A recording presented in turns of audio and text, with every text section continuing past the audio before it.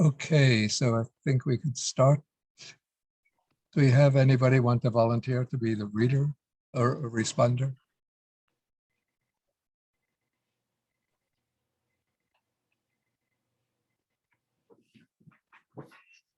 Vaishali, would you like to be the responder?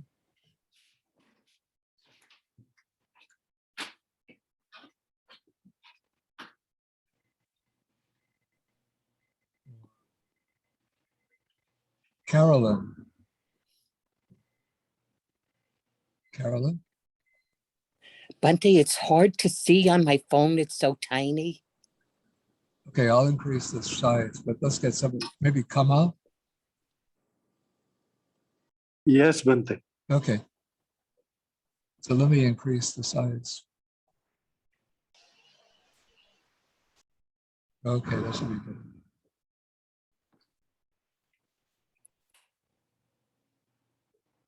Okay, so we are reading now the Alagadupama Sutta. And we are about to start on section or paragraph number 241. And this is sort of a shift in topic. We move away from the last section of the sutta dealt with the simile of the raft to illustrate the point that even the Dhamma should not be clung to, much less what is contrary to the Dhamma. Now we're going to go into the theme of anatta, of non-self. Okay, so 241. Chai imani bhikkhave ditti tanani.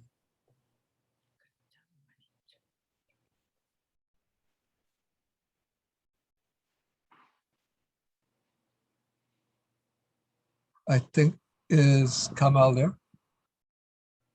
Yes, Bante. Okay. I switched off actually I muted myself. Now Yeah. it's okay. Yeah, okay. Chhe imani bhikkhave ditti thana nani. Yeah. Okay, so the cha here is 6, means 6. And there is a glide or a semi-vowel. The Y is just used to connect the two vowels, the cha and the imani. So it's just a kind of liaison semi-vowel. So imani is these, and it goes with ditti tanani. So ditti are views, and tana can have the meaning of basis, station, place, case. It has a wide variety of meanings.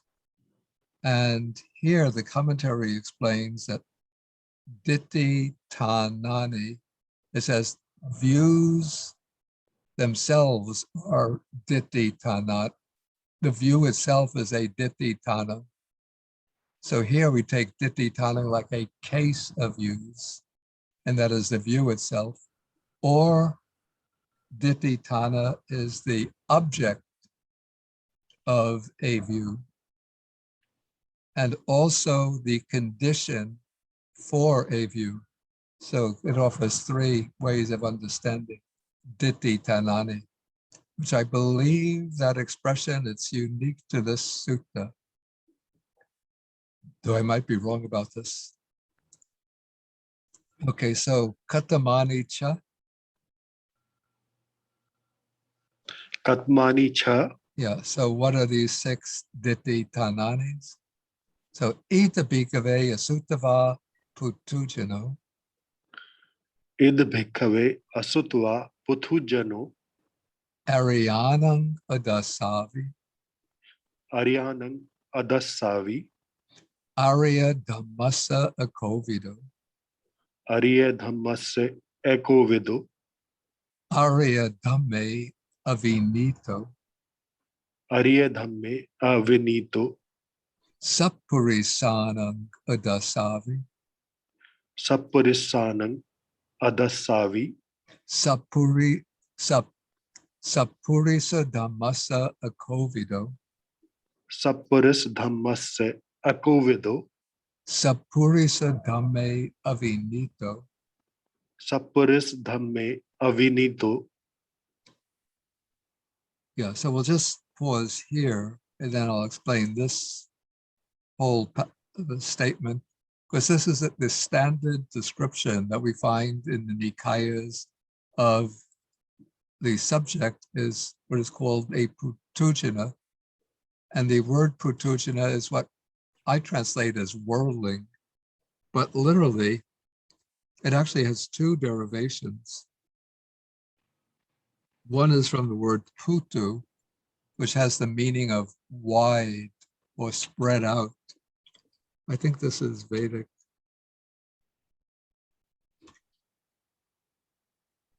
Pritu. So wide or spread out, and jana means person. So that's one explanation. So the persons who are widely spread out. And then the other meaning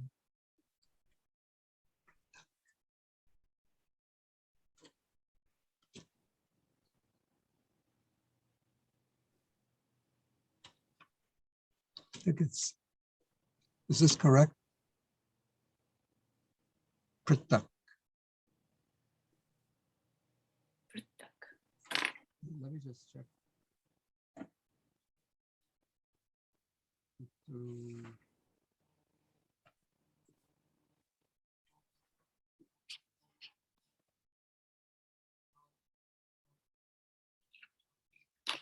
Yeah, the PTS dictionary doesn't use the, it doesn't have the diacritics there.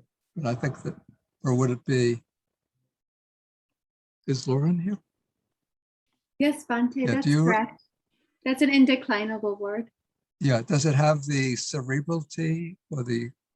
No, dental T as you have it. So this way is correct. Yes.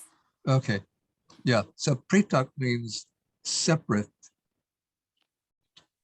So then it's the way the commentaries explain it, a person who is separate or distinct from the noble ones. So we get two different derivations sort of get merged in the Pali expression, putujana. But apart from the derivation, the sense is that this is the ordinary person of the world. And this person is described first as a sutava, which means a person who lacks sutta. Sutta is learning in the set, or literally it's what has been heard. Because in the Buddha's time, one learned something by listening to explanations and discourses. So the A is the negation. And then for phonetic reasons, the S is doubled. And the Va is one who possesses. But in this case, it's one who does not possess learning. So in other words, it's an unlearned, uninstructed person. And this person is described as Ariyanan Dasavi. So Dasavi is one, a seer, one who sees. And in this case, it's negated. So it's one who is not a seer of the noble ones.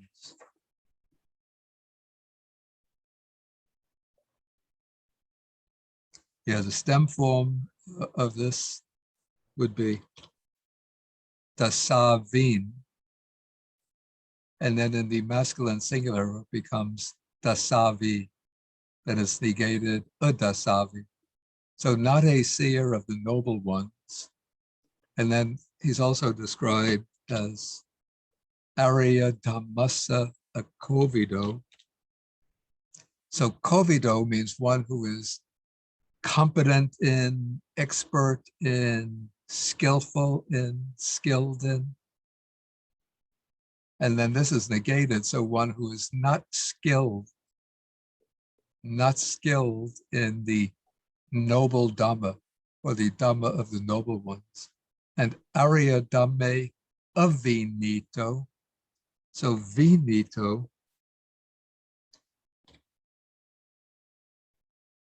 is originally, it's a past participle, which has the meaning of trained. Actually, it's vinito is related to, we have the word vinaya, which means it comes to take on the meaning of monastic discipline, but the broader sense is simply discipline or training. So this is a noun indicating that system of training or of discipline. And then it's based on the verb vineti, which originally means to lead away. But then what you're doing is leading away or removing the unwholesome qualities of mind. And the way to remove them is through vinaya as discipline or training. And so the one who has gone through the course of training is vinito, one who is trained. Sometimes you might find suvinito, well-trained. But the worldly person is avinito, not trained in Ariadame, in the teaching of the noble ones.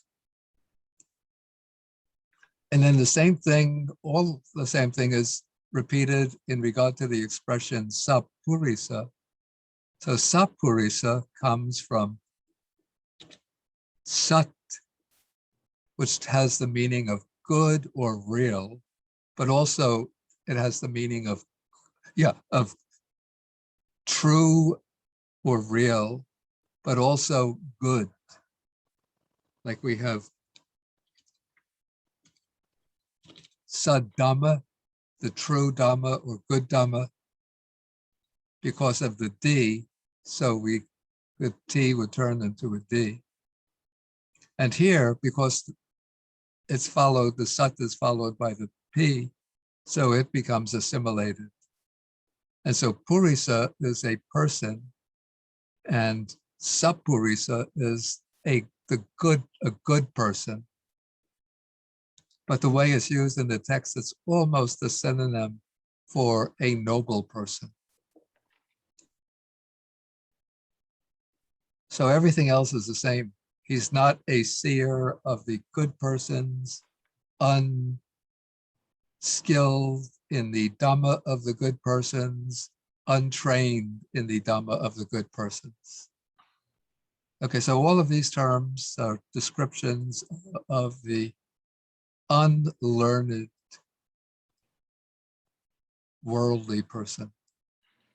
Okay, then what this worldly person does, we're going to come here to the different forms of establishing a view of I and mine.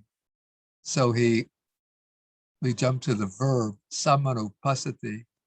So this is the verb meaning to consider or to regard. You could see it comes from the base or stem verb is pasati, to see, in that it has the two prefixes, sam and anu.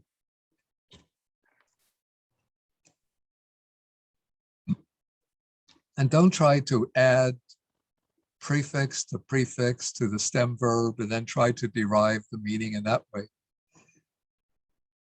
You have to see how a word is used. And so in this case, it seems to correspond most closely to like the English words like to regard or to consider. So he regards form, material form, thus. I think we didn't get into this. We didn't read this together yet. Okay, so we continue. Yes, Bhante. Yeah, we didn't read this, right? So, Yes. so rupang etang mama eso ramasmi eso me atati samanupasati. Rupang etang mam eso ham asmi Yeah. eso me attati samanupassati. Yeah, so he regards the object of the act of regarding is rupa, material form. And the way this is regarded, considered as etang mama, this is mama is mine. So he's taking material form or the body to be the personal possession, mine. Eso hamasmi, this I am. So this is regarding form as I. And then eso me ata. So this is myself. You might raise the question, what is the difference between considering material form to be I and considering it to be self? The two are actually very similar, but the way I would understand the difference, that when you take it to be I, it's just, maybe call this the natural, automatic, habitual way of thinking, just or a spontaneous way of thinking. One just identifies with the body, this is what I am. But when you think this is myself, then one is engaged in some kind of, call this philosophical reflection about trying to find what is what is my true self, what is my real self. And then in this case, one identifies myself is the body is myself. So you could say that there's more, or the stronger reflective element in the word atta, self, than in ahang, the simple pronoun I, or ahamasmi, I am.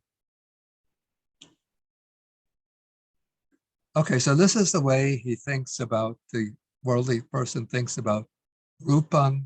And we don't have to read together, but we have it with regard to vedana, feeling, with regard to sanya, which I translate perception. I've seen some translators use conception, which is, I think actually I take it in a more primitive sense, beginning with perception. Some have used apperception, A-P-P-E-R, but that's too much of a learned word. This is something that an ordinary person would understand, sanya. So let's just stick with perception. Then we have the sankharas. In this case, we could take it as the various mental activities apart from feeling and perception, especially those in which there's some volitional element involved. Okay, so we have 4 aggregates are enumerated here. Then normally we would expect to find, in the 5th place, you would expect to find in the accusative vijnana, but instead we have a different formulation. So let's read this together. Then we'll go through and explain it. Yam pitang dittang, Yampitang dittang, sutang mutang vinyatang, sutang mutang vinyatang, patang pariyesitang, pattang pariyesitang, anuvicharitang manasa, anuvicharitang manasa, tampi etang mama eso hamasmi, eso me atati, samanupasati. Go ahead. tampi etang mam, eso hamasmi, eso me attati samanupassati. Okay, so here we have, actually these 4 often occur together as a kind of block.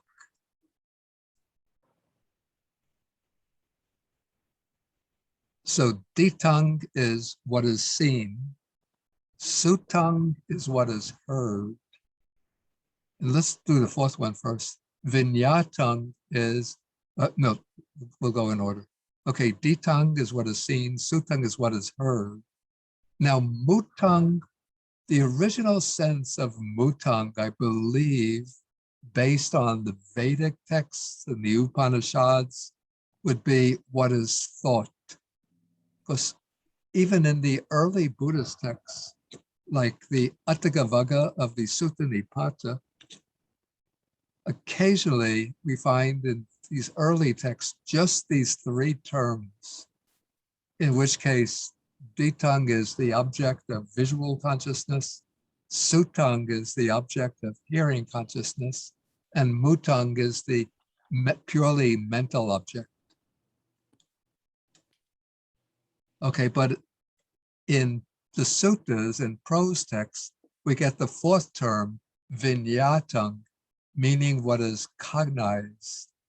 And then this is elaborated by this string of words. Patang means what is reached, what is obtained. Pariyesitang, what is examined. Anuvicharitang, what is investigated. Manasa, by the mind. And following the commentaries, all of these three terms are just elaborations of vinyata. And so we really have four terms here. And since we have seen, heard, and then cognized internally by the mind, so the commentaries explain mutang to mean the objects of the other three senses, that which is smelled, tasted, and felt by touch. So often we translate seen, heard, sensed, and cognized. And in that way, the objects of all six sense faculties are included by these four terms. Okay, so anyway, he completes it by saying, so whatever is seen, heard, sensed, cognized, obtained, examined, investigated by the mind, that too he regards thus. This is mine, this I am, this is myself. So far we have five, and then the commentaries explain, though I have to admit that seems rather strange to me, a little bit puzzling, why the text replaces vijnana, consciousness, with these terms, but the commentary explains.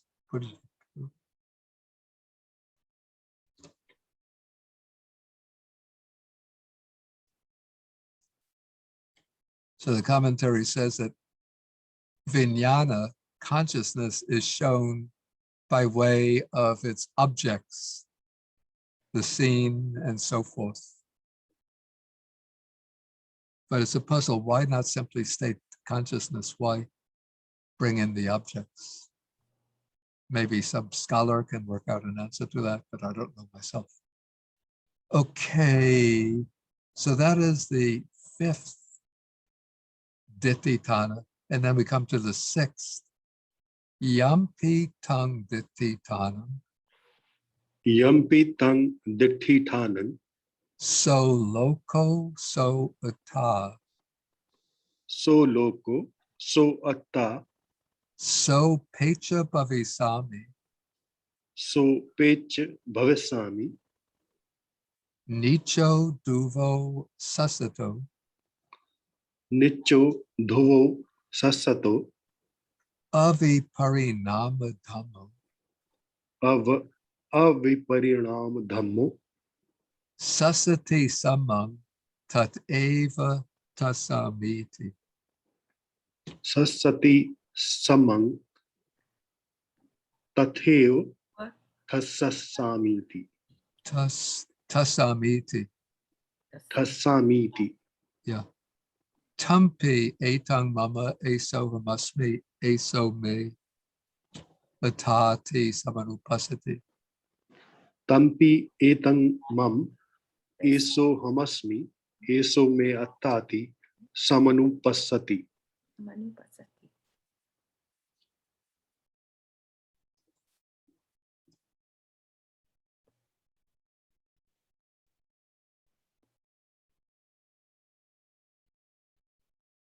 Okay.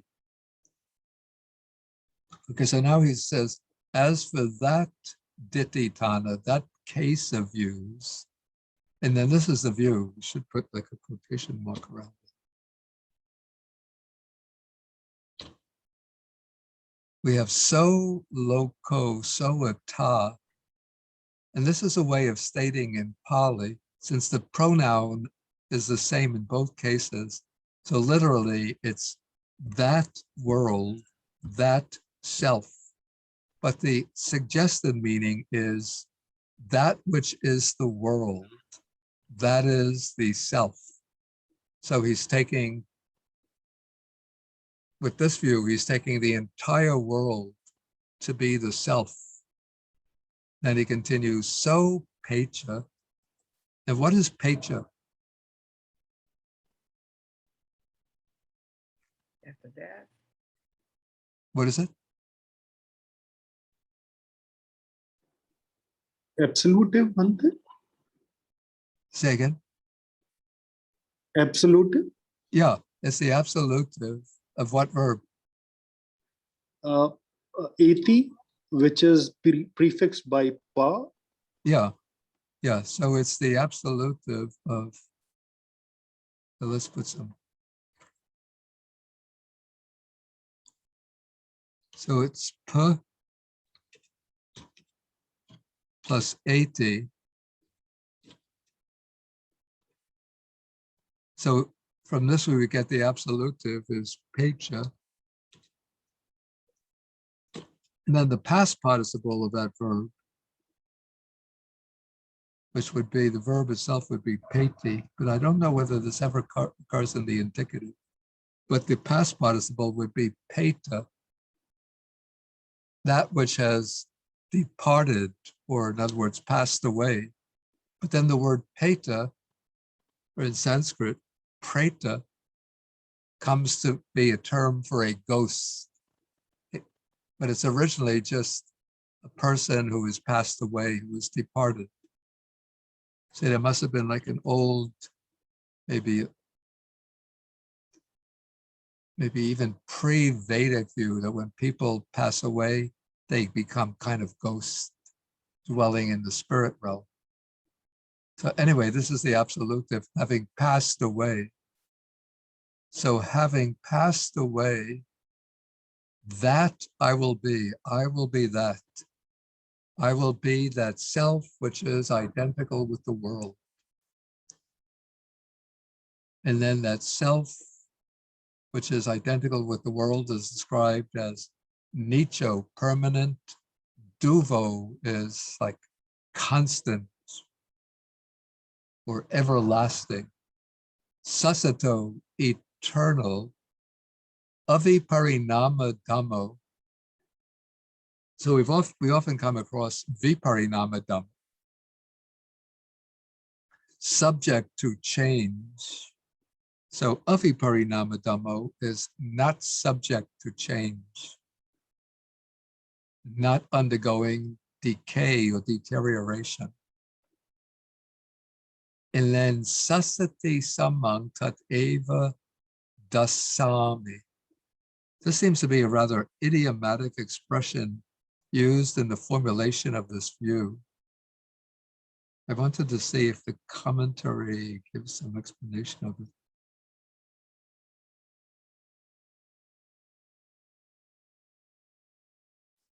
Yeah, let's paste it in.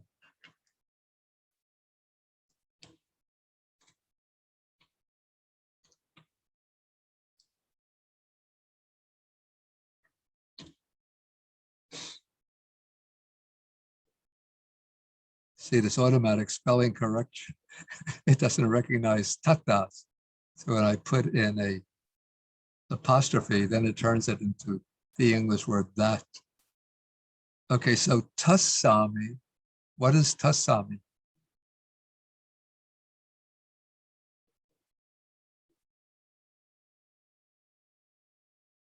Anybody?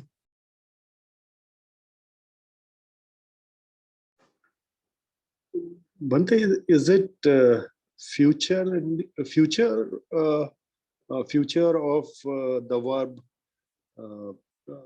Tithati or tha is the root. Yeah, it's the future form, or one of the future forms of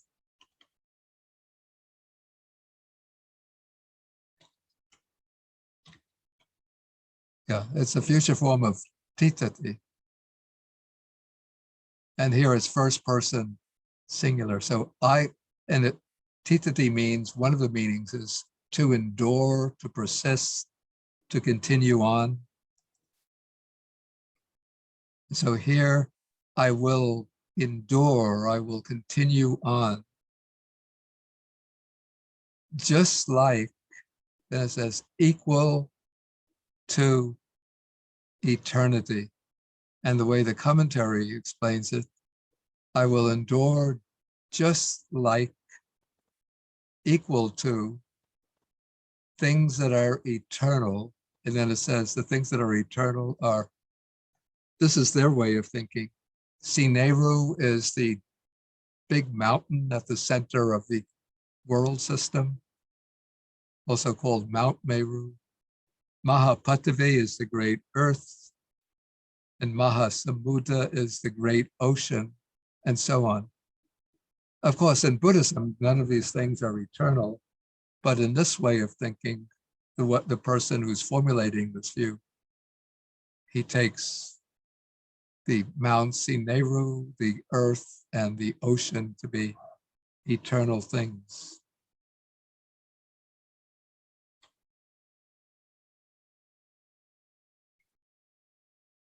Yeah, and some say that this is the view that is expressed in the Upanishads, or at least one of the views expressed in the Upanishads.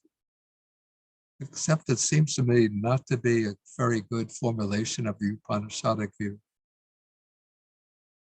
Since what the Upanishads say is that Brahman, the neuter, impersonal Brahman, is the absolute or ultimate reality underlying the world, behind the world. And the Atman is identical with the Brahman. Anybody know the Upanishads, Bob? I think it occurs in the Brihadaranyaka Upanishad. I can find the passage. This one about the logo. Not the logo, the what, Dittam, Suttam, Mattam, Vinyatam. Oh, Vinyatam too. Okay, it would be interesting to see. Don't do it now. You could just, when you have time. Okay. Anyway, so it says that too, one regards thus, this is mine, this I am, this is myself. Now, this also strikes me as a bit puzzling or strange, since you don't regard a view. Of course, you could take the view to be mine, but you wouldn't regard a view as being I or myself, right?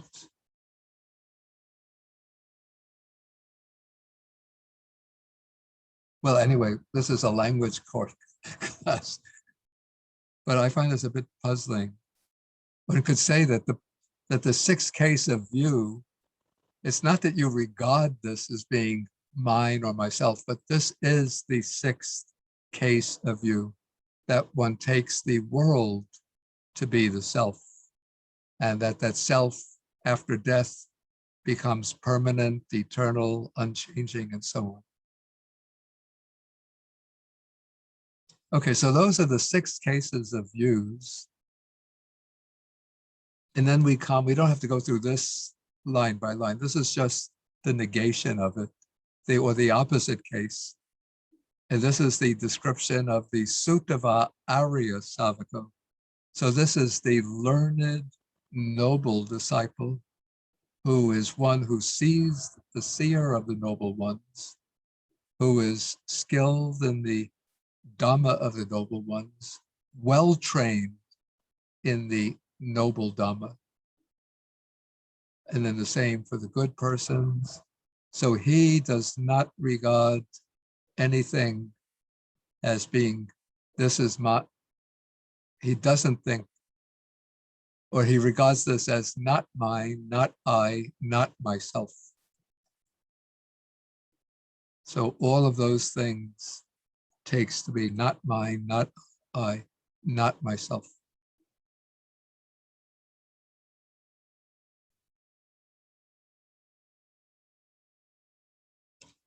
So any questions about this, about what we've covered so far?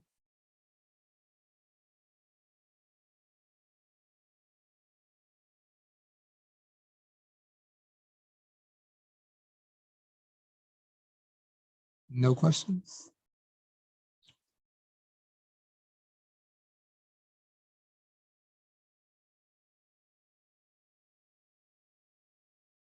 Okay, then we move on.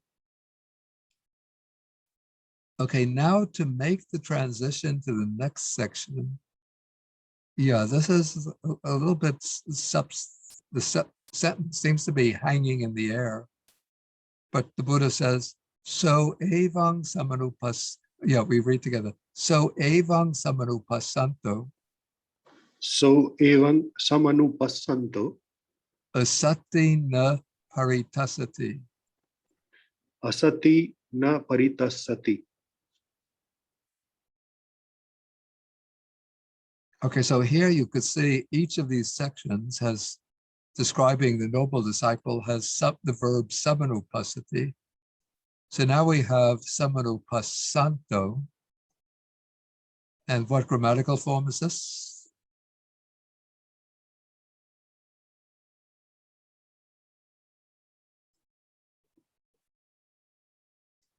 Anybody? Present participle. Right, it's the present participle. So it's the masculine singular because it's going with so.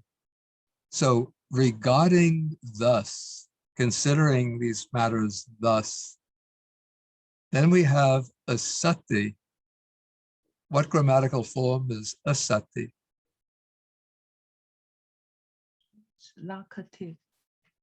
Locative of what? Asanto. What is the stem verb? It's ati. Right, very good. So the verb is ati, and then the participles don't look anything like ati. So we have, I think, first person singular, nominative singular, santo. And if we had the instrumental, it would be satta. And the genitive, dative would be sato. And this is the locative. The locative is sati. And the negation of that is asati. So it means that which is not existing, that which is non-existent.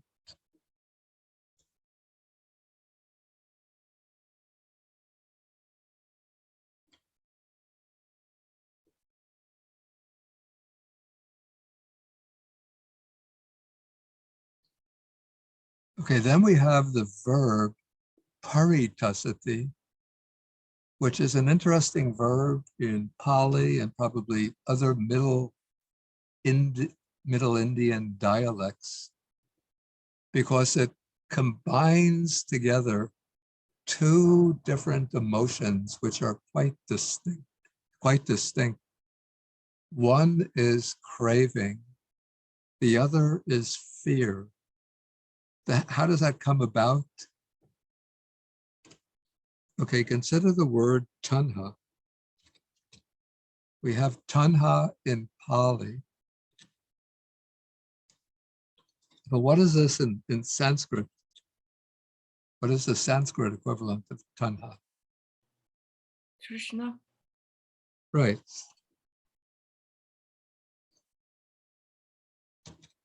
Oops. Oops.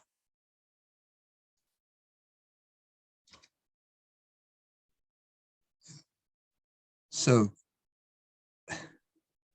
So we have Trishna is the Sanskrit form. And from this, we get another form in Pali that's met with occasionally. It might be feminine, Tasina. So two ways to turn Trishna into a Middle Indic form.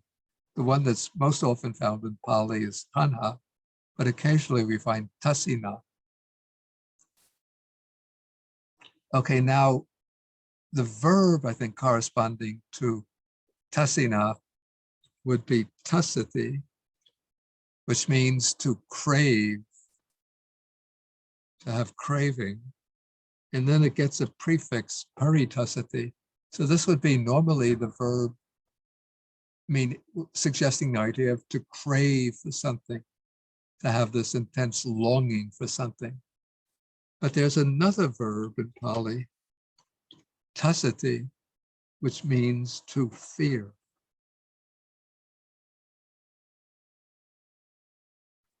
Let me just look at it in the dictionary.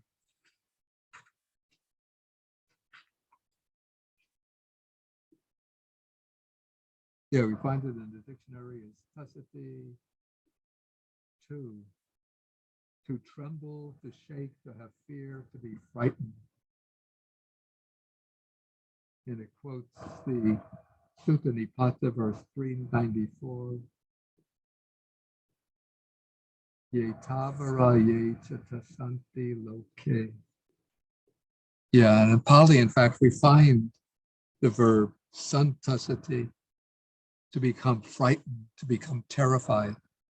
So what's happened is that these two verbs, one meaning to crave and the other meaning to be afraid, to tremble with fear, get merged into paritasati. So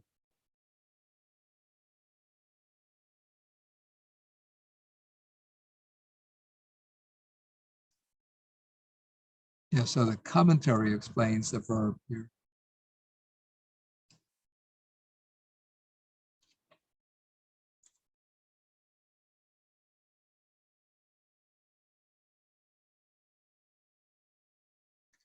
So it says, Baya paritasanaya tanha paritasanaya va na paritasati.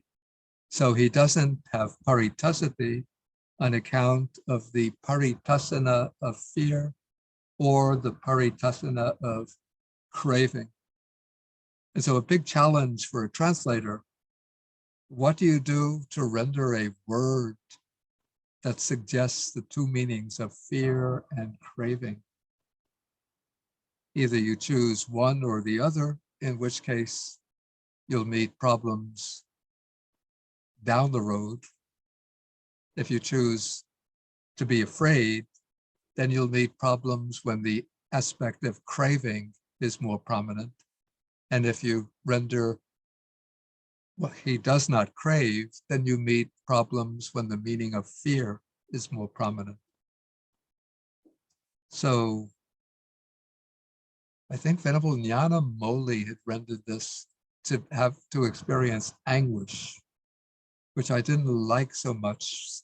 So I think I changed it then to be agitated, since then we have the agitation due to fear and agitation due to craving.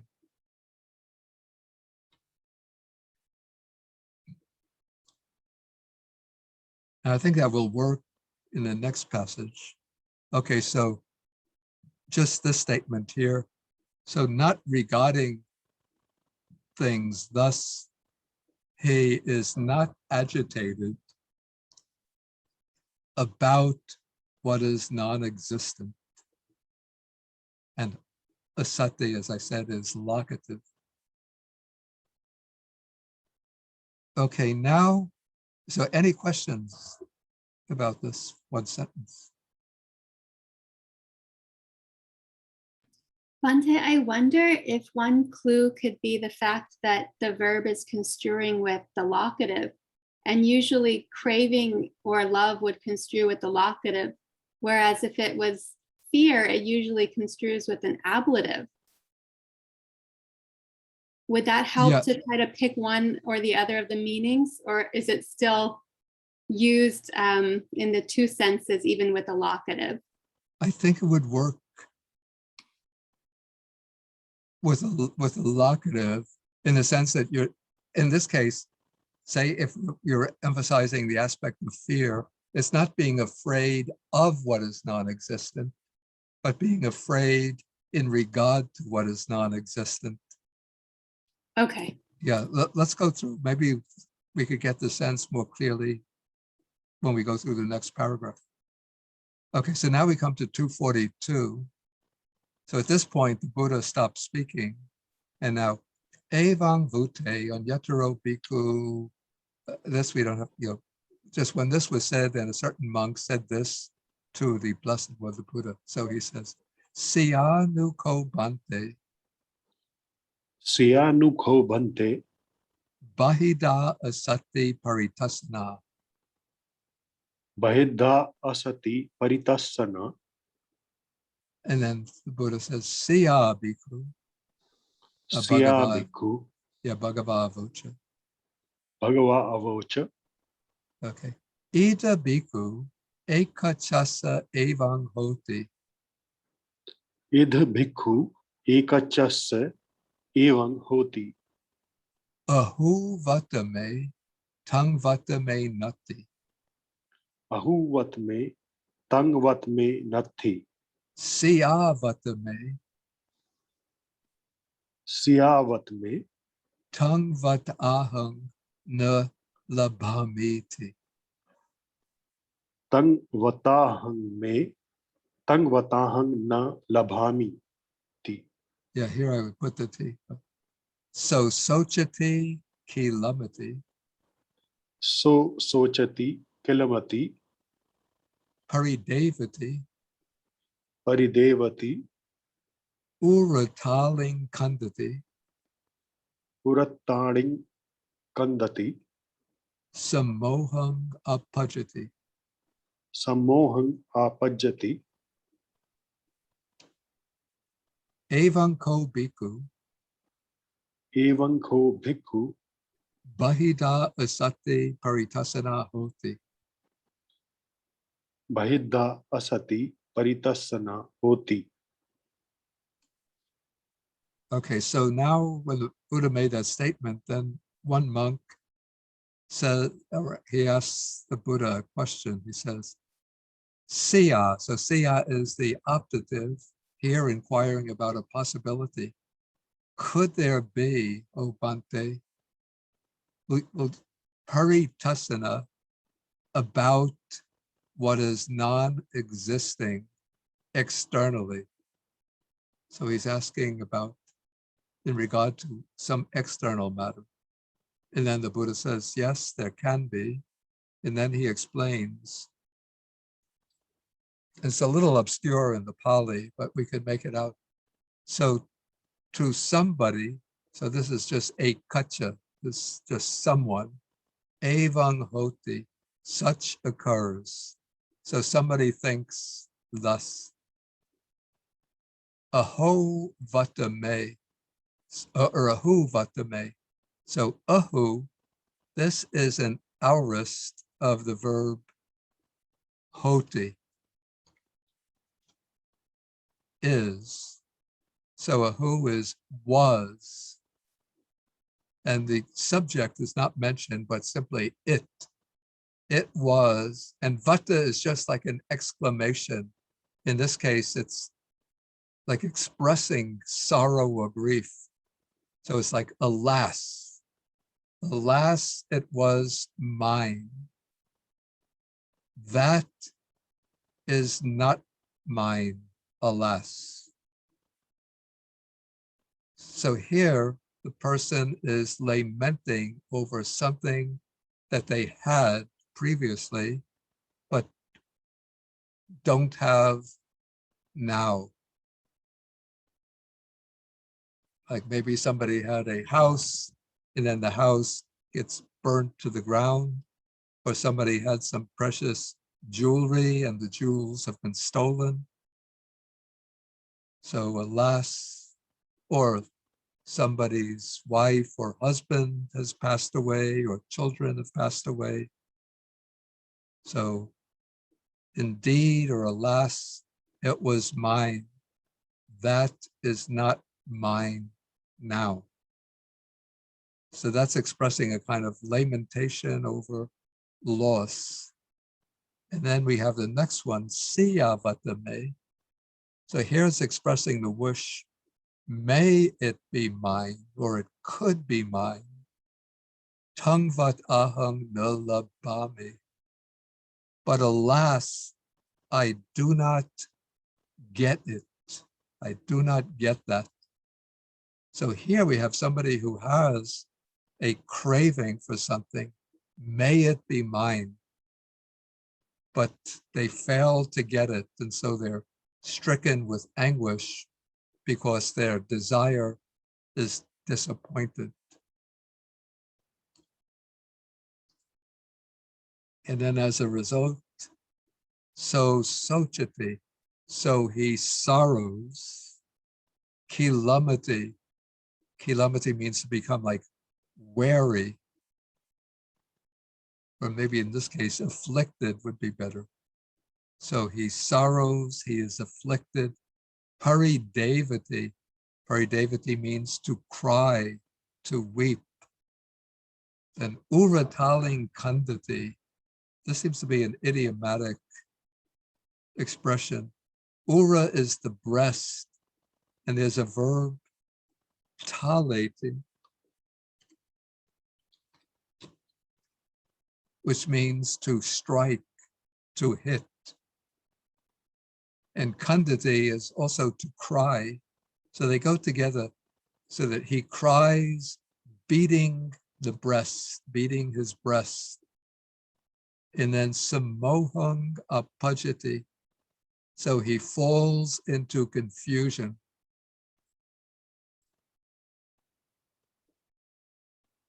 Does the commentary give?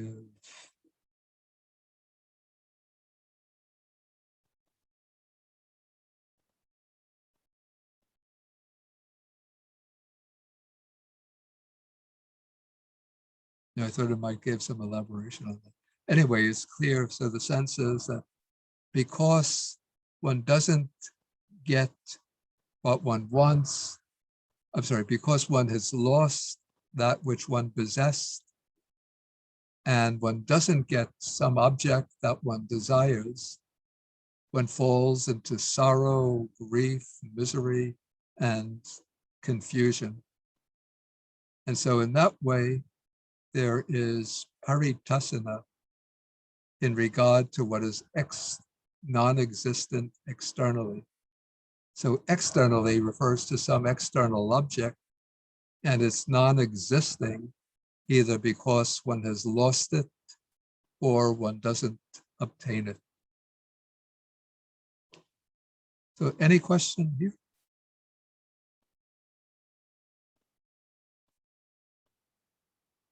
Yeah, the Pali is a little difficult. Okay, now we do the next one. So siya panabante bahida asati aparitasanati. Siya Oh, I'm sorry. panabante. Yeah, this is just the negation of that. We don't have to read this together. So here the monk is asking, could there be non-paritasana over what is non-existent externally? And then the instances where to somebody it doesn't occur, somebody doesn't think in those ways. And so this person doesn't sorrow, is not afflicted, does not lament, does not weep, beating the breast, and does not fall into confusion. So in that way, there is no paritasana about what is non-existing externally. Yeah, in this passage, which aspect of paritasana seems to be more prominent? Tanha or fear?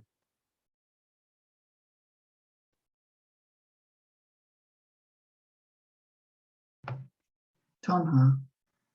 Yeah, it seems so to me.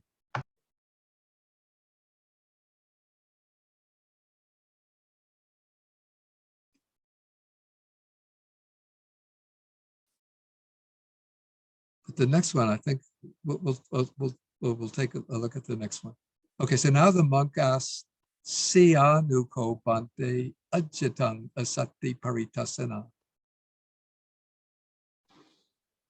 Syanukho bhante ajhatang asati paritasana. And then the Buddha says, Siya bhikkhu. Siya bhikkhu. And then he goes on, Ida bhikkhu ekachasa evang diti hoti. Idh bhikkhu ekachasya evam ditti hoti. So loko so ata so pecha So- bhavisami. So loko, so atta, so pech bhavasami. Nicho duvo sasato aviparinamadam. Nicho dhuvo sasato evipariram dhammo. Sasati samam tateva tasamit. Sasati samang tathev thasamiti.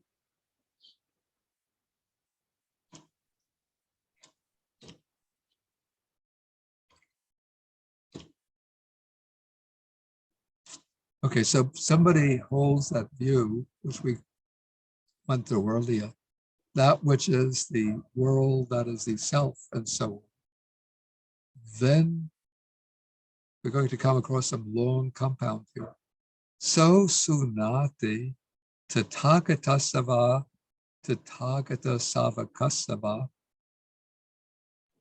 So sunati tathagatasya va tathagat savakasya va.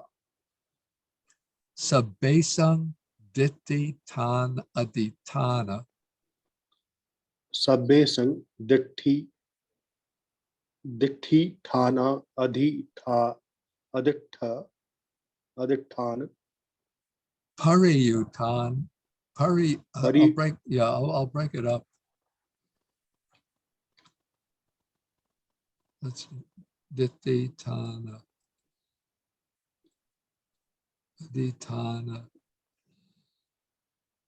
Pariyutana. Okay, pariyutana abhinivesa anusayanam. pariyutthana abhinives anusayanam Samugataya samughataya sabha sankhara samataya sab sankhar samathaya sabupati pati nisagaya sab upadhi pati nisagaya tanha kayaya tanha khayaya viragaya nirodhaya nibbanaya. viragaya nirodhaya nibbanaya Dhammang desang tassa. dhammang desintasya. Might as well read the whole thing, then go through. Tassa evang hoti Tasya evang hoti uchiji sami namasu uchajjasami namassu vinasi sami namasu vinasisami namassu nasu nama bhavisamiti. nasu nam bhavasamiti.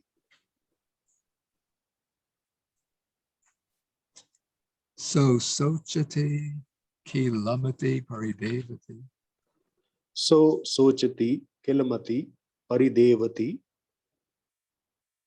urataling kandati urattaning kandati samohan apajati sammohan apajjati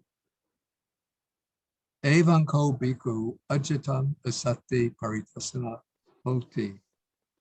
evang kho bhikkhu ajhatang asati paritasana hoti.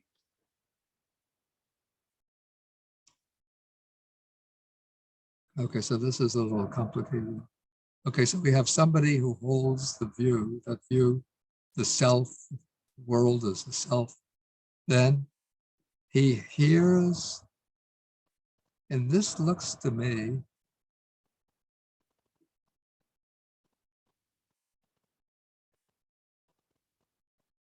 we don't have good.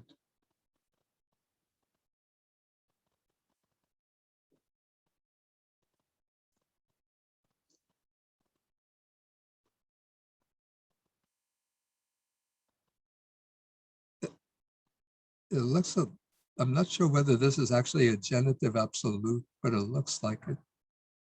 If we take it, he listens while the Tathagata is teaching, while the Tathagata or a disciple of the Tathagata is teaching the Dhamma, and then he's teaching the Dhamma for samugataya. So this is what case samugataya?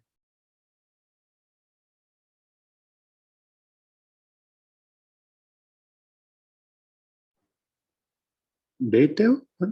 Yeah, and all of these are datives, dative of purpose. So the Tathagata is teaching the Dhamma for the purpose of, and then samugata means destruction, for the destruction of all ditthitana, cases of views, aditana, in this place I would say standpoints. Pariyutana has the meaning of obsession. Abhinivesa would be a adherence or like settling upon something. Anusaya is a latent tendency, an underlying tendency.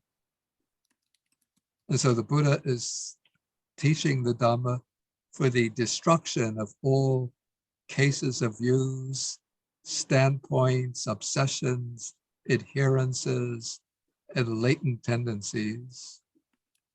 Then Sabba Sankharas Samataya, for the calming down of all volitional activities. Then Sabu Pati Pati Nisagaya. So Pati Nisaga means relinquishment, giving up, for the giving up of all upadi, difficult word to translate.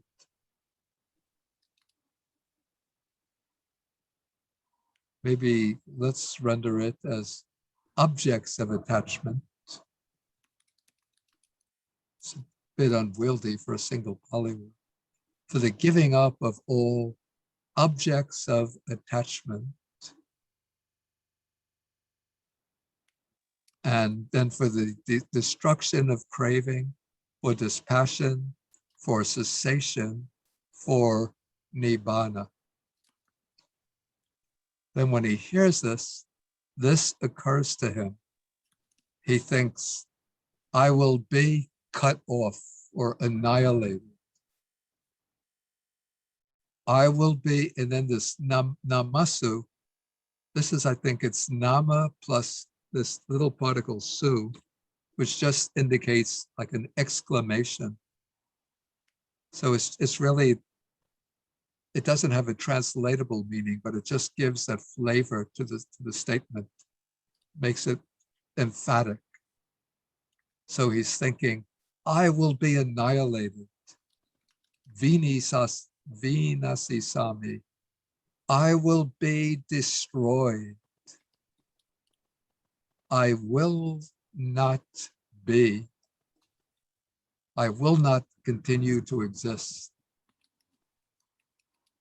And so he too sorrows, he's afflicted, he laments, he weeps, beating his breast, and falls into confusion.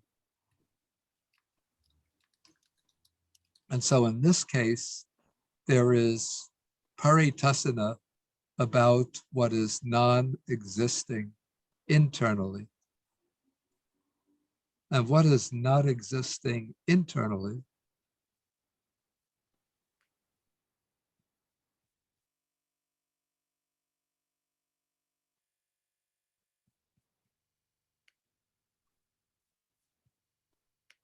let's just see what the commentary says. Anybody have any idea?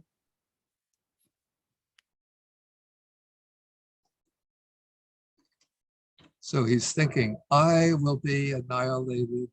I will be destroyed. I will not exist.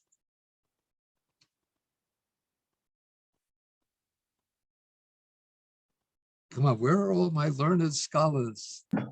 The self does not exist. Yeah. So it seems he's lamenting about the destruction of that self, which is not truly existing. So let's see what the commentary says.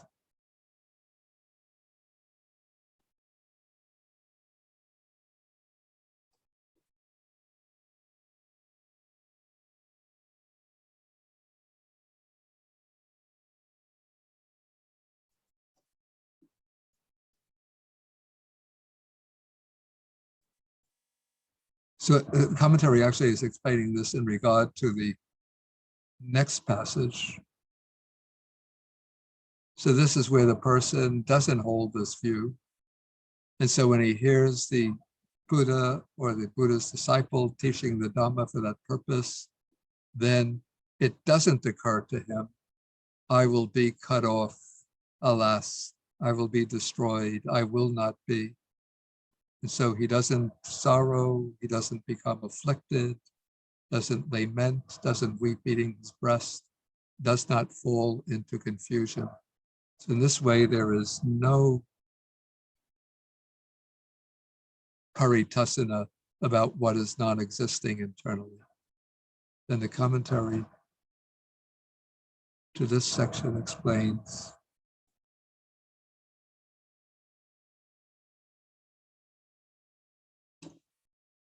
so it says he does not have this paritasity, he is not agitated by way of the agitation of fear or the agitation of craving in regard to what is non-existing. And by this, through this, the Blessed One brings the teaching to its climax by showing the keen asava, the arhat, who is doesn't tremble with paritasana over the destruction of the internal aggregates.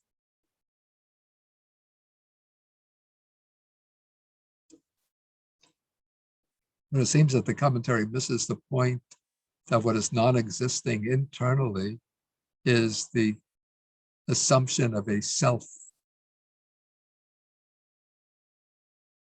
Okay, so any questions about this rather nutty and tricky section? Yes, Bhante, in the long compound, the second word is aditana, which you translated as obsession. Yeah. But this is also used as one of the paramis as resolve.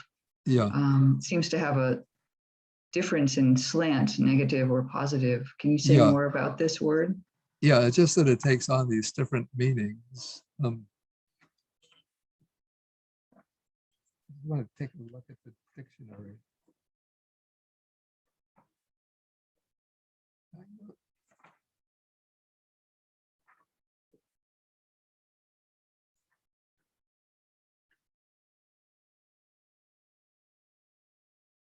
Yeah, aditana, this is the PTS dictionary gives. First meaning, it gives decision, resolution, determination, will. Then it says mentioned in a bad sense with abhinivesa and anusaya as obstinacy, prejudice, and bias. The third sense of management, direction, this is in later texts, management, direction, power. Then I think we find, let me just look. I think in the famous Kachana Gota Sutta,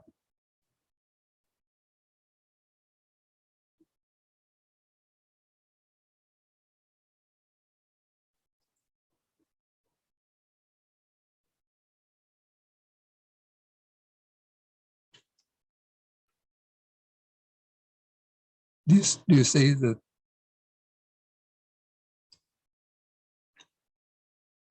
You see the file from the Sixth Council Tripitaka 4.0? Yes. Yeah, so Yes, this is Bhante. the famous Kachana Gota Sutta from the Nidana Samyutta. So here, the Buddha is speaking to the monk Kachana, and he says that this world, for the most part,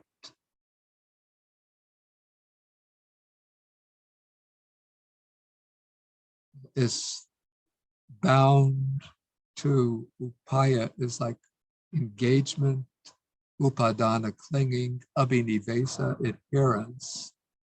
But it's the next sentence.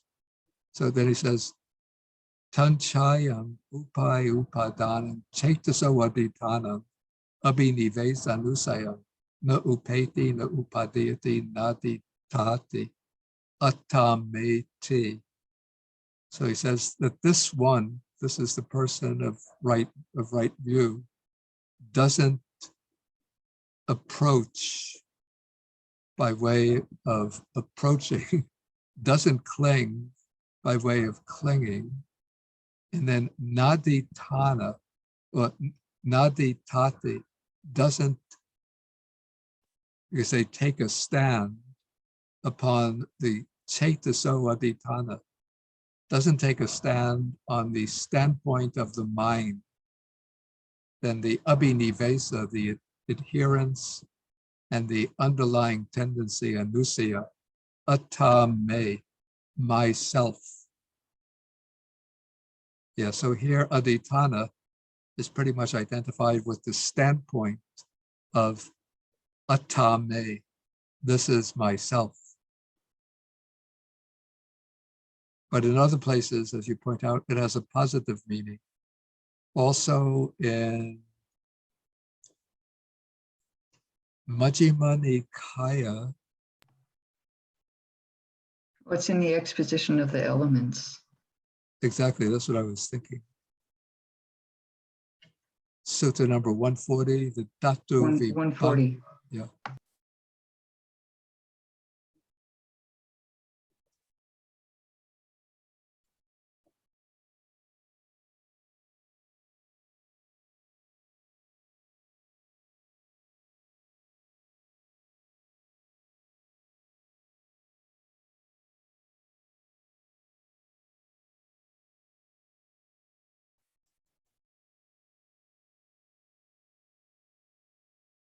Yeah, the sutta speaks.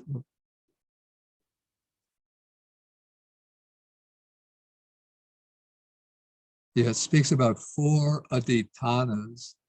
Maybe you could call these supports for the arhat. So there's panya adhitana, that is the support of wisdom. Satya adhitana, the support of truthfulness. Chaga adhitana, the support of relinquishment or renunciation. And I think it's upasama.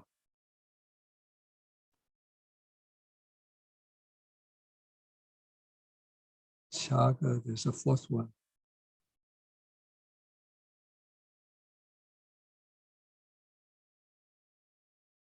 Yeah, upasama adhitana, the support of peace. Okay, I think maybe we should stop with the Alagadupama Sutta here, because now we're going to come to, with the next section, a new topic comes up. And then we'll take a little break and then go to the Sutta Nipata.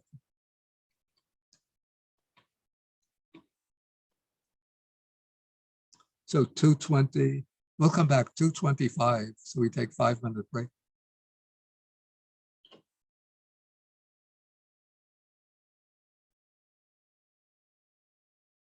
Okay, so now we're coming back with the Sutta Nipata section of the class, and we are still in the Muni Sutta. So this is the sutta on the Muni, which I like to leave untranslated.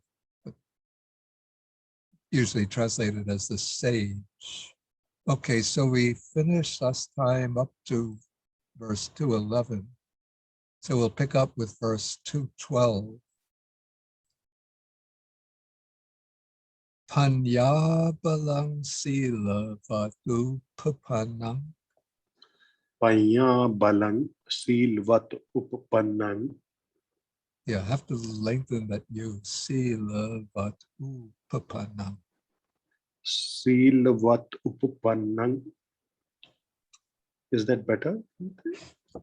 Not much. It's a long U. So panya balang sila vatu papanang. Paya balang silvat uppanang. Yeah, that's better. Okay. Samahitang jana ratang satimang. Samahitang jhana ratang satimang. Sangha pamutang akilang anasavang. Sangha pamutang akhilang anasavang.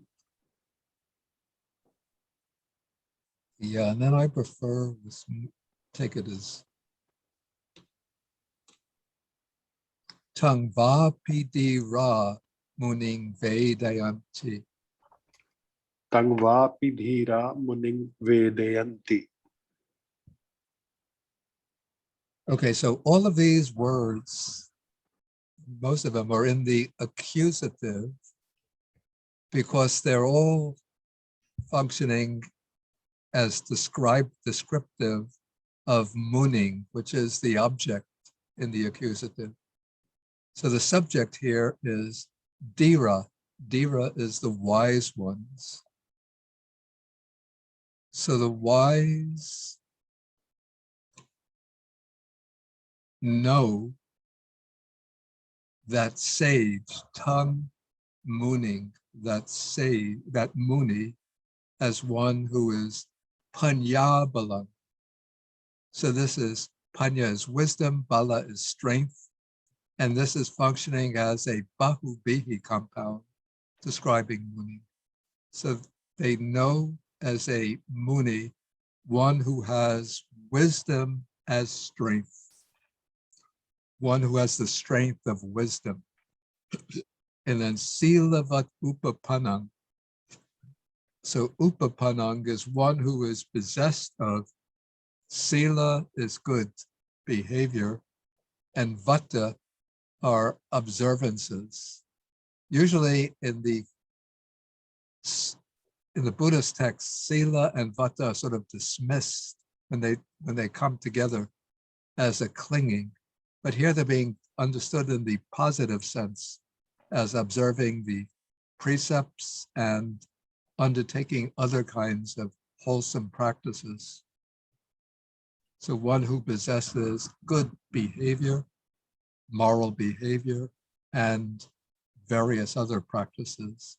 Samahitang, who is concentrated with samadhi. Jhana ratang, one who delights in jhana, either understood in the narrow sense as the meditative absorptions, or in a broader sense as the practice of meditation.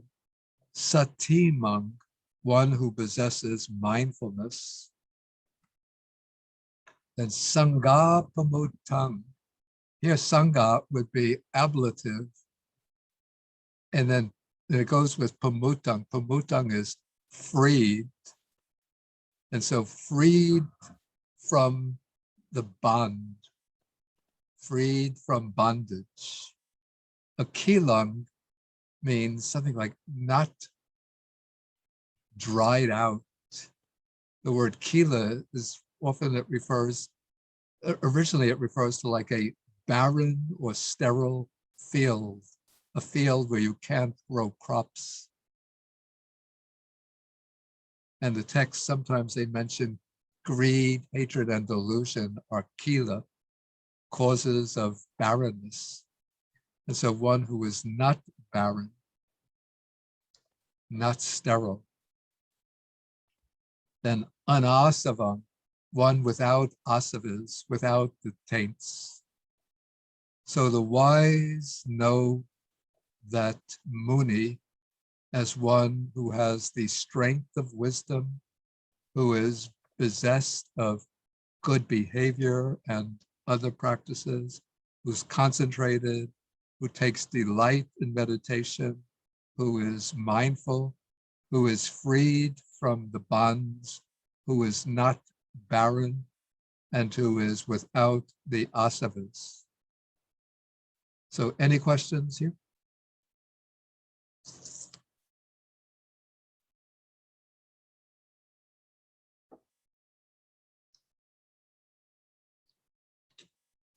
Okay, so then we come to 213.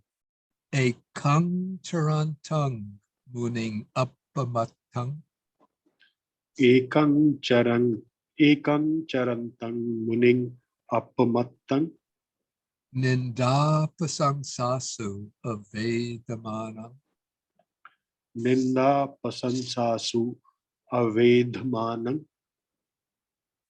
si hung vasadesu santa santang, siham sadesu asanta santang vatangva jalamhi asajjamanam. vatam va jalmahi asajjamanang Yeah, jalamhi, the long, jalamhi yeah. Padumam vatoyena alipamanam, padmam iv toyen alippamanang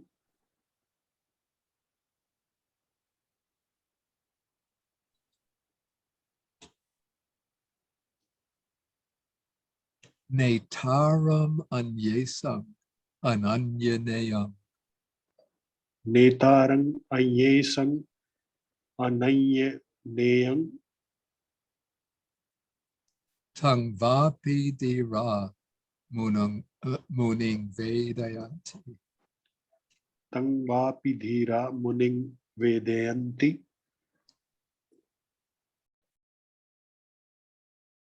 Okay, again, we have a similar structure. And what you might notice about this verse is that it has some extra lines. You see, the other verses all have 4 lines. This one,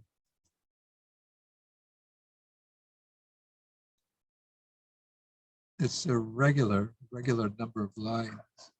And these lines actually look like they've been brought in from the Rhinoceros Sutta. So it's possible that originally this verse also had just 4 lines. So anyway, so it has the same structure. The wise know that Muni, as one who is a Ekang Charantang Muni, as a Muni walking alone, wandering alone, who is uppamatang, heedful, the ninda pasang sasu avedamanam. So vedati, or vedati, I think, is to tremble or to shake. And here is the negative present participle, not shaking, not trembling, amidst ninda. Ninda is blame or criticism. Pasangsa is praise, and it's locative plural. So not trembling amidst blame and praise. In other words, he has equanimity towards praise and blame. Then, like a lion amidst sounds, here we have, I spoke earlier about the verb santasati, meaning to be afraid. So here we have the present participle from that. It looks like asanta santang, it looks like asanta not peaceful and santa peaceful, but that's not the case. It's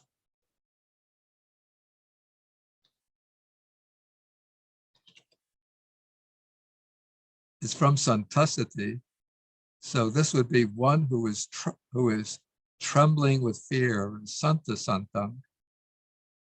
And then this is the negation, not trembling, not frightened among sounds, like a lion. Like the lion, when other animals make a lot of noise, the lion is not afraid. So not frightened among sounds like a lion. And then like the wind, not getting caught, sajamana, in a net. So the wind keeps on blowing and it doesn't get stuck in a net. And then padumangva is like a lotus flower. Toyena, toya is a poetic word for water. By water, alipa manang, not getting soiled by water, like a lotus. The natarang, this is an agent noun from the verb nati. One of the meanings is to guide or to lead. And then this is we get the stem form of the agent noun nater, a guide or a leader.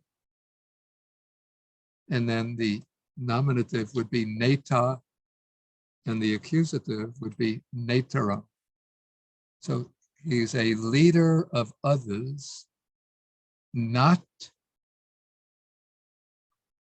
by others to be led. So nayang is the future passive participle of that same verb neti. So a leader of others, a guide for others, not to be guided by others, because this is the Muni. The wise know him as a Muni.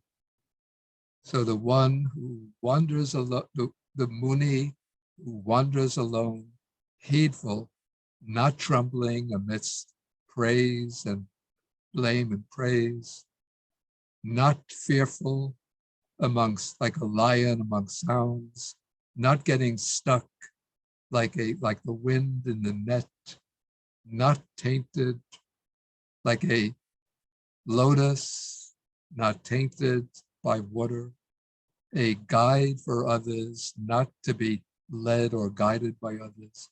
That is the one that the wise call a Muni. So any questions here?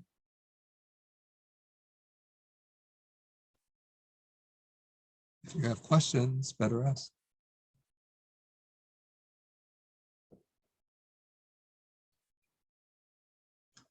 Okay, then verse 214.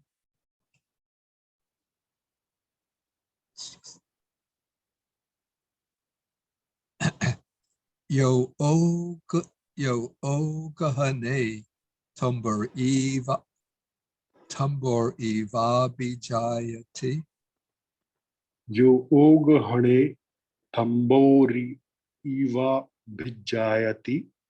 Yasmin pare vacha pariyantang vadanti. Yasmin pare vacha pariyantang vadanti. Tang vitaragang susamahitindriyam.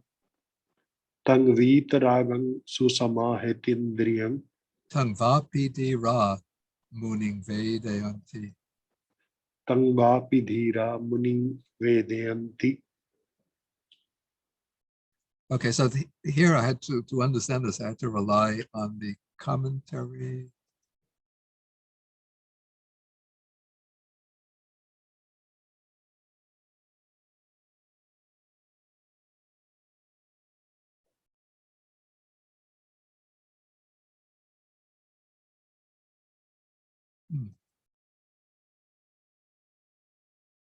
I see.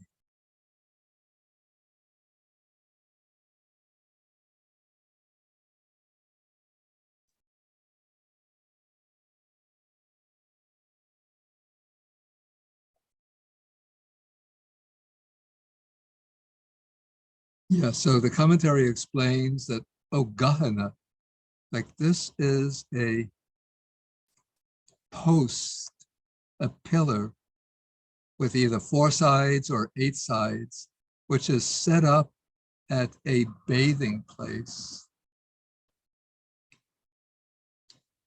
for people to rub their bodies when they come out from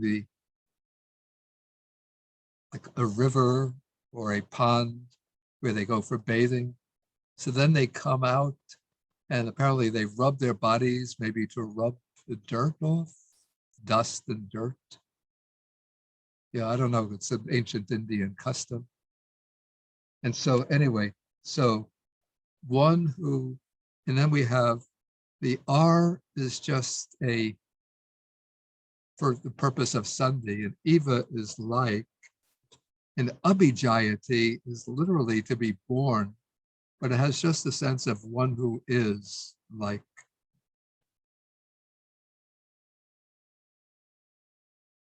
Yeah, so the commentary says that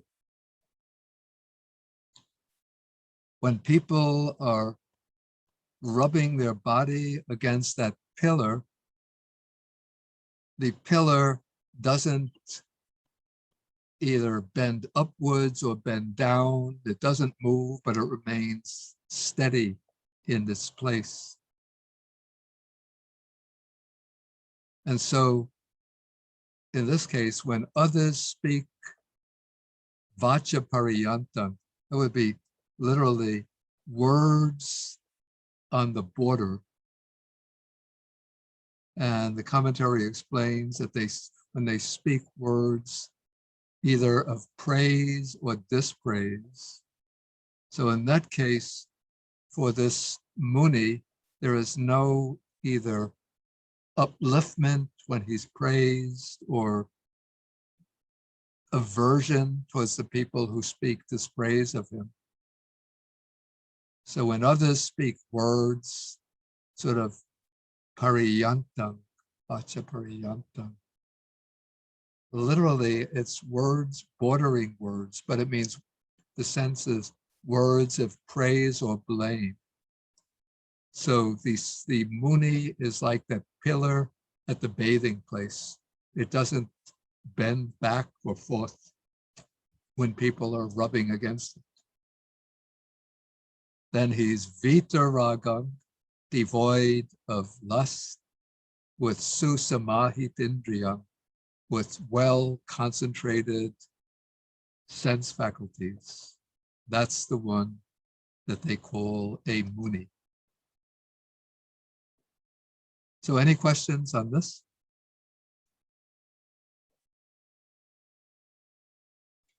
Bhante, is the Muni also a bhikkhu or not necessarily? Or?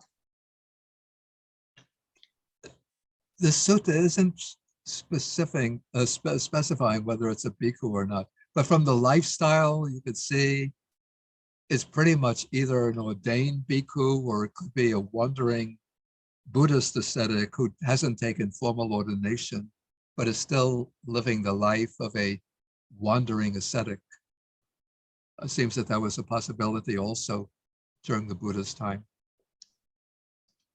Thank you, Bhante. There's a question in the chat about the word vapi. Oh, vapi is just or. Yep.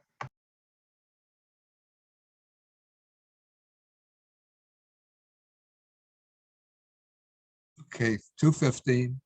Yo ve titato tasaram uju. Yo ve thitatto tasaram ujju. Yeah. Chi guchati kamehi papakehi. Jiguchati kammehi papakehi. Vimang samano visamang samancha. Vimansamano vismang samancha. Tang vapi dira muning vedayanti. Tangvapi dhira muning vedayanti. Okay. So we have one who And then the ve is just like a syllable filler, no real meaning, like indeed or truly. Then tit atto is from tita plus atto. So atto is self, but not the metaphysical self, but just the one whose personality. And then tita is firm. And then the commentaries will always often close atto with chitta, with mind. So one who is, I use inwardly, so one who is firm within. And then straight, uju is straight like a tussara. Tussara is a shuttle. I guess a shuttle is an instrument used in weaving, not the train that goes between Times Square and Grand Central Station. But I guess a shuttle train also just goes straight, connecting to two stations. So one with a firm, who is inwardly firm, straight like a shuttle, jiguchati, who is repelled by papakehi kamehi, by bad actions, by evil actions. Then vimangsamano, investigating the visamang, what is unrighteous, and samang, what is righteous. So that is the one that the wise know to be a muni, what they call a muni.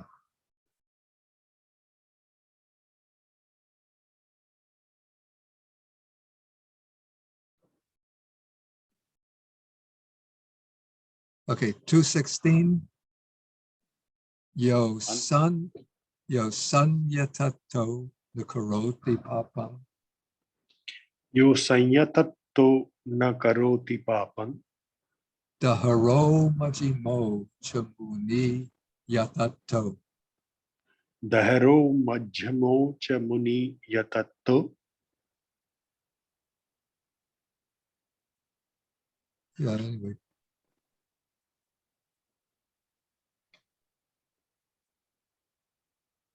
Okay, now sanyatato. Arosaneo na so roseti kanchi. Aro saneyo narso roseti kanchi. Tangvapi dira muning vedayanti. Tangvapi dhira muning vedayanti. Okay, so sanyato, a little sort of, could be a little deceptive, since sanyato is the same as sanyato, which is again is atto, meaning self, plus sangyata, and sangyata means controlled or restrained. So one who is inwardly restrained, or inwardly self-controlled, who does not do anything evil. The sage, whether young or middle age, yat atto is also almost the same as sangyato. It's yata, again meaning restrained, and atto with the self-restrained. Then arosaneo means, well, first let's do this part. Naso roseti kanchi. He does not scold anyone. And so he himself is arosaneo, that is not subject to being scolded by others. Let us say irreproachable. He does not reproach anyone. That is the one that the wise know as a muni. Okay, so one self-controlled who does not do evil, a muni who is restrained, whether young or old, irreproachable, he does not reproach anyone. That is the one that the wise know as a muni.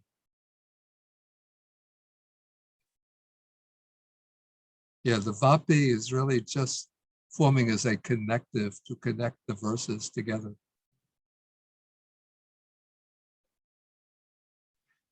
Well, but we could- Bante, yeah, I have a question about verse 2:15.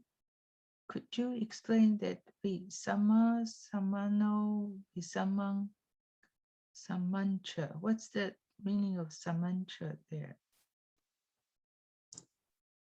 it's samang plus cha. So these are like metaphorical expressions.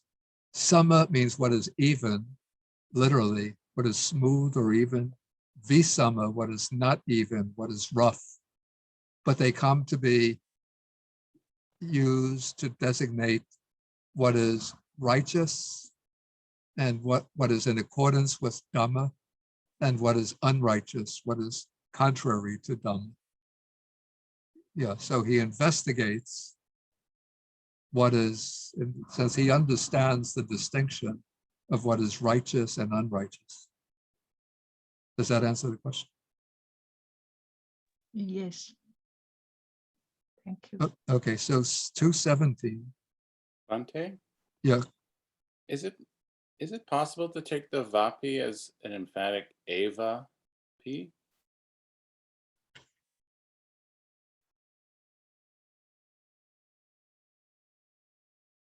oh, possibly.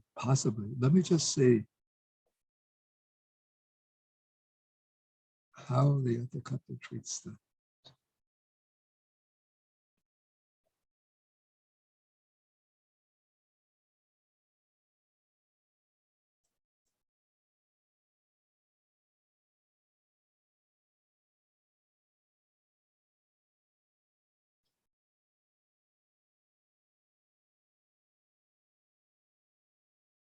Yeah, the commentary doesn't even gloss the vapi.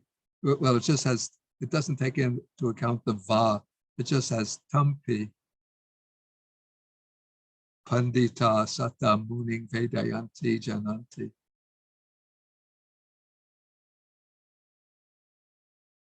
Yeah, it's possible though. I'm not sure.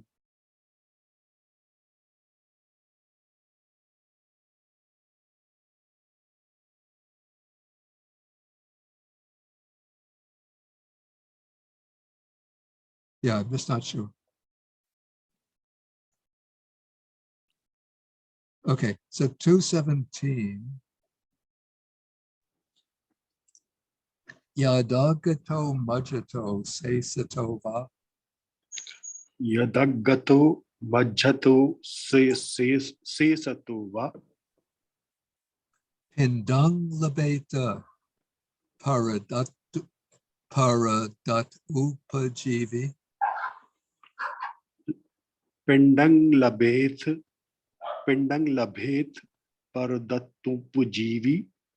Na lung tutong nopi ni pachavadi. Nalang thutang nopi nipachavadi. Tang vapi dira muning vedayanti. Tang vapi dhira muning vedayanti. Okay, so the subject of these first two lines is described as paradat upajivi. So upajivi means one who lives upon, and para is others, other people, and datta is given. So this is one who lives upon what is given by others. In other words, we could say a mendicant. Okay, so this mendicant, labeta, he might gain, and what he gains is pindang, which literally means a lump or a mass, but it refers to a lump of food. So the mendicant might get a lump of food, and it might come from, says, agato means from the best. It might be high quality food. Mujito means from the middle, like middle quality food, or seisito, or the rest, could be even poor quality or very poor quality food. So whatever he gets from the best, from that of middle quality, or from the remainder, na lung tutung no pi ni pachavadi. So this is n plus alung, with the sense that it's not able to make him. Tutung is to praise. And then the opposite of this is nipachavadi, that is a speaker of like blame or criticism. It's to speak aggressively. So in other words, when he's going on alms round collecting his meal from the people who make offerings, if he gets an offering of food of the best quality, he doesn't think that's a reason for praising the person who makes the offering. And if he gets food of low quality, of poor quality, he doesn't engage in blaming and denigrating the donor. And so one who, of course, he accepts everything with a mind of equanimity. And in that case, the wise know that one as a muni.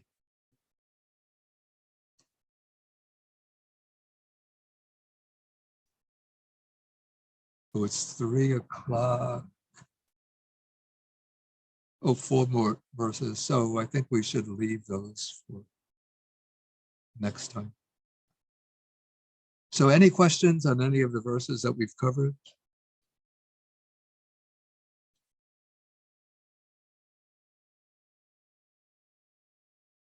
It's not so, I guess people are not considering interesting.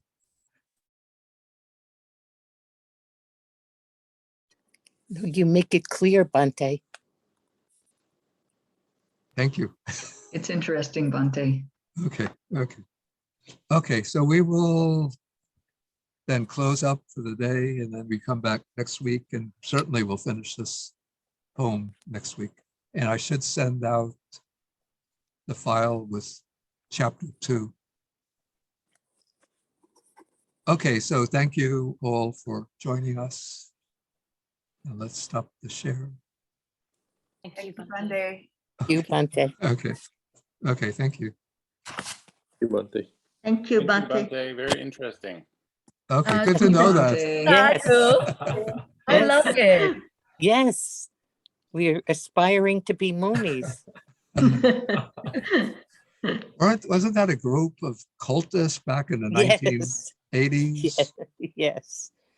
Yes. Followers of something, actually coming from Korea. Yeah. Sun Okay. Young Moon. Well, one of your guys. Oh, Yes. oh, yes. Yes. Yes. Sun Young Moon. Oh, Yeah. that's Who Mooney. claimed to be something like the rebirth, the return, the second coming of Jesus. That Moon is his last name. That was the last name. Yes. Yeah, Moon. Yeah. Okay, so thank you all for joining. Thank you, Bhante. Thank you, Bhante. Bante. Thank you. Thank you so much. Thank you, Bhante. Did I end the recording? It's still going.